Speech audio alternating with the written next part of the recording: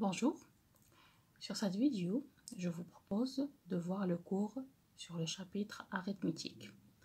L'objet de cette séquence est d'expliquer les éléments les plus importants du chapitre, dont on va voir la divisibilité, les nombres premiers entre eux, la décomposition d'un nombre en produit et facteurs premiers et l'application aux fractions.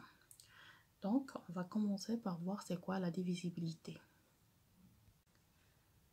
La notion de divisibilité. Commençons par voir quelques critères de divisibilité. On dit qu'un nombre est divisible par 2. Il est divisible par 2 si son chiffre des unités est pair, c'est-à-dire 2, 4, 6 et 8.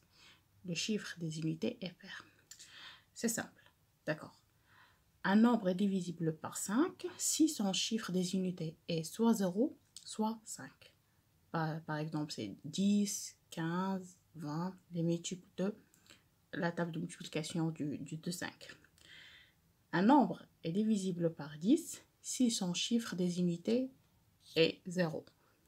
Tous les chiffres qui ont, les nombres qui ont un chiffre d'unité qui est 0 sont divisibles par 10. Un nombre est divisible par 3 si la somme de ces chiffres est divisible par 3.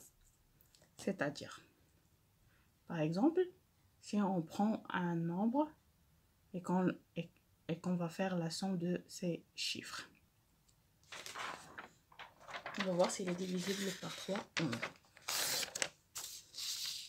On va prendre un nombre, par exemple.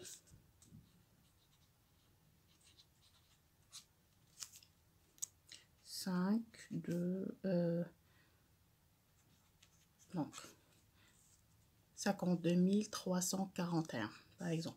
Pour voir s'il est divisible par 3, on va faire la somme de ces chiffres. Donc 5 plus 2, 5, 7, plus 3, 10, plus 4, ça fait 14, plus 1, ça fait 15. Donc 15. Automatiquement, 15, elle est divisible par 3. 15 sur 3, elle est égale à 5. Vous voyez? Donc, le nombre 52 341 est divisible par 3. Directement. On peut faire la division, mais ça va être un peu long. Et si on veut savoir si ce nombre-là est divisible par 9, donc si la somme de ces chiffres est divisible par 9, là, la somme des chiffres de ce nombre est égale à 15. 15 n'est pas divisible par 9, donc ce nombre n'est pas divisible par 9. Et pour trouver tous les diviseurs d'un nombre, par exemple, peu importe lequel, il y a une méthode, c'est de dresser la liste des diviseurs d'un nombre. C'est-à-dire, tout d'abord, on va commencer par exemple de tracer un trait vertical, comme ça. Par exemple, on va prendre le nombre 63. Donc, qu'est-ce qu'on va faire? On va tracer un trait comme ça et on va laisser comme ça et après on va voir.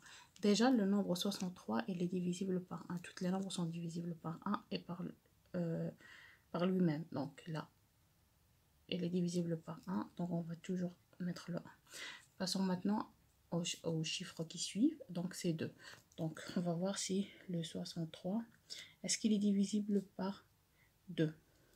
63 sur 2 est égal à 31,5.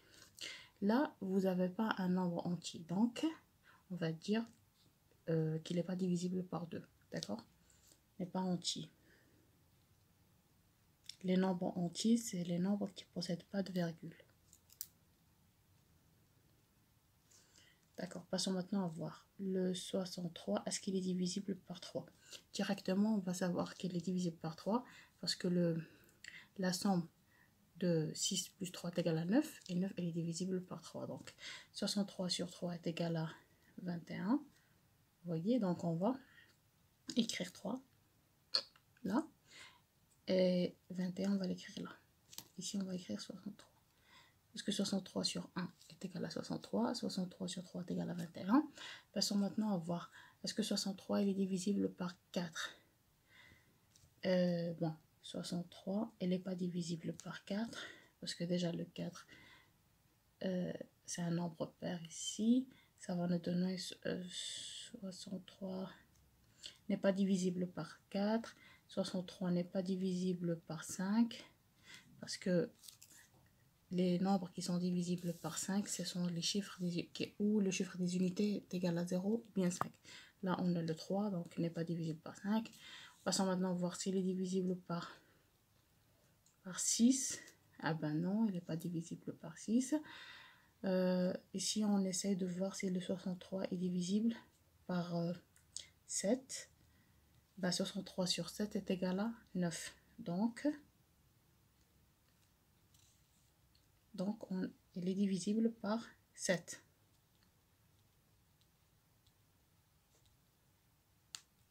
Et on va l'écrire ici, 7, qui va nous donner un 9. D'accord? Et pour... déjà, c'est bon, elle est là, le 9. Et on va voir si le 63 est divisible par 9. Donc, c'est normal parce que déjà, il est divisible par 9. Il va nous donner un 7. Donc, et à la fin, comme réponse, on va dire que les diviseurs, on va prendre tous les nombres qui sont là. C'est une méthode pour trouver tous les diviseurs d'un nombre. Les diviseurs de 63 sont, on va les écrire tous, le 1, le 3, le 7, le 9, le 21 et bien sûr le 63. Et voilà. Comme vous voyez, c'est simple. Passons maintenant à la deuxième partie. C'est le nombre premier. C'est quoi un nombre premier? Un nombre premier est un nombre qui admet exactement deux diviseurs, 1 et lui-même, c'est-à-dire elle accepte la division sur lui-même et sur le 1. D'accord?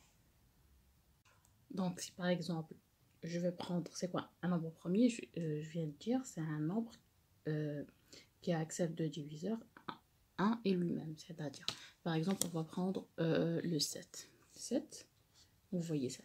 Par exemple, le 7, elle n'accepte pas la division sur 2, elle accepte déjà la division sur 1. Donc, on a 7 sur 1 qui est égal à 7. D'accord.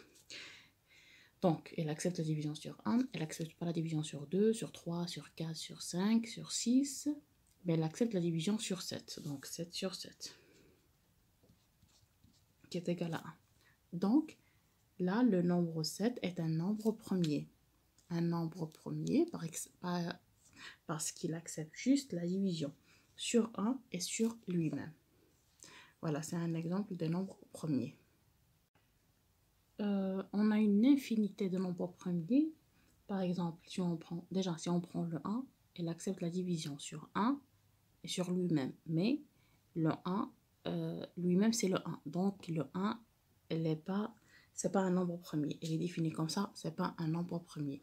Donc, on aura le 2, le 3, le 5, le 7, le 11, le 13. Comme vous voyez, hein, on a une infinité de nombres premiers, le 17, le 19. Donc, il y a une infinité, il y a une infinie de nombres premiers. On ne peut pas s'arrêter jusque-là parce qu'il y a des nombres, des millions qui sont des nombres premiers. Maintenant, passons à voir les nombres premiers entre eux. C'est quoi les nombres premiers entre eux?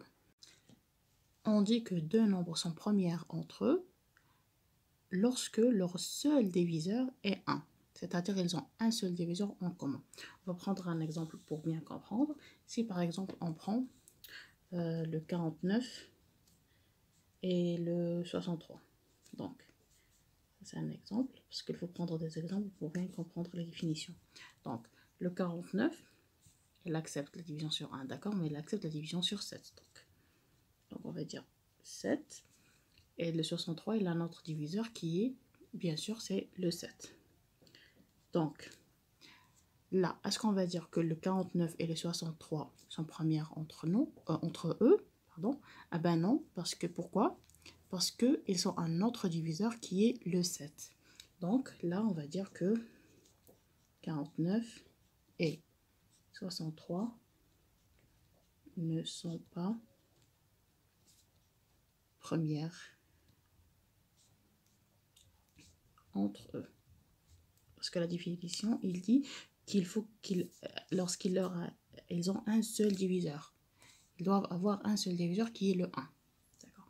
On va prendre un autre exemple pour voir. On va prendre maintenant, par exemple, 20 et 63. Là, on ne sait pas, bon, en regardant comme ça au début, il faut trouver les diviseurs de 20 et le diviseur de 63. C'est évident. Donc, pour les trouver, on va retourner en fait comment trouver un diviseur d'un nombre, ce que j'ai bien défini au début de la vidéo. Donc, mais en tout cas, je vais vous donner les diviseurs de 20 et les diviseurs de 63. Donc, elle accepte la division sur 1, sur 2, sur 5, sur 10 et sur 20. Et le 63, donc c'est 1, 3, 7, 9, 21 et 63.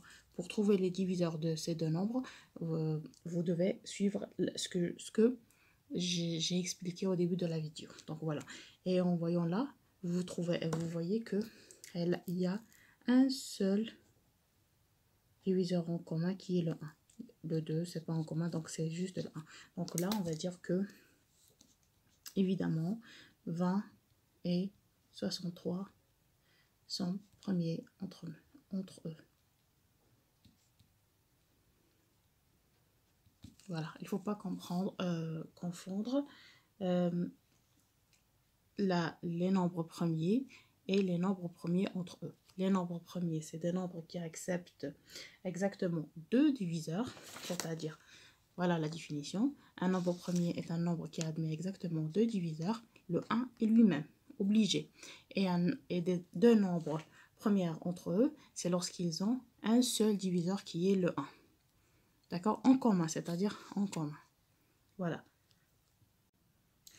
Donc, pour la décomposition en produit de facteurs premiers, c'est-à-dire là, pour la définition, on a tout nombre non premier peut se décomposer en produit de facteurs premiers. C'est-à-dire qu'un nombre, peu importe le nombre, non premier, bien sûr, on peut l'écrire d'une façon, un produit, c'est-à-dire la multiplication des nombres premiers. Comment on procède pour cela? Il y a une méthode à faire. En fait, c'est de chercher les diviseurs premiers de ce nombre. Par exemple, si on prend l'exemple, si on prend 180. Déjà, le nombre 180, ce n'est pas un nombre premier. Pourquoi? Parce que déjà, il accepte la division sur 10. Comme on vient de dire, tout chiffre qui a l'unité qui est 0, et il accepte la division sur 10. D'accord. Donc, ce n'est pas un nombre premier. Donc, qu'est-ce qu'on va faire? On va chercher ses diviseurs. C'est-à-dire, on va tout d'abord le diviser sur le premier nombre premier qui est le 2. Donc, le premier nombre premier connu, c'est 2. Donc, on va faire 180. On va la faire comme ça, par exemple. C'est une méthode à faire. On va la diviser sur 2. D'accord. Si on divise 180 sur 2, on aura 90. D'accord. Après, on va voir. 90, est-ce qu'il accepte la division sur 2? Oui, bien sûr. Donc, on va la rediviser sur 2. Donc, encore sur 2. Donc, 90 sur 2, ça fait 45. Donc, là, le 45. Est-ce que 45, elle accepte la division sur 2? Ah ben non. On va passer maintenant au deuxième nombre premier qui est le 3. Ben, 45, on va voir. 45, elle accepte la division sur 3, donc 5 sur 3, donc on aura 15. 15, elle accepte la division sur 3, donc on va terminer avec 3. Voilà, donc 15 sur 3, on aura 5. Et là, on a 5. 5, est-ce qu'elle accepte la division sur 3? On peut pas continuer avec 3, donc, mais elle accepte la division sur le troisième nombre premier qui est le 5. Donc, elle accepte la division sur 5 jusqu'à ce qu'on trouve 1, donc sur 5, et là, on va trouver 1. Et c'est bon. Donc là, on va dire, on va recopier ça, on va dire, on écrit,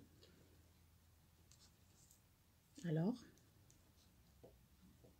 180 égale 2 fois 2 fois 3 fois 3 fois 5. Donc 2 fois 2 fois 3 fois 3 fois 5. Comme vous voyez là, vous voyez, c'est des nombres premiers. Et là, c'est la multiplication des nombres premiers. C'est-à-dire, c'est une décomposition en produit de facteurs premiers. Tout ça, ce sont des nombres premiers. Donc, on peut vérifier. Si on vérifie, on va trouver 180. 5 fois 3, ça fait 15. 15 fois 3, ça fait 45. 45 fois 2, ça fait 90. Et 90 fois 9, ça fait 180.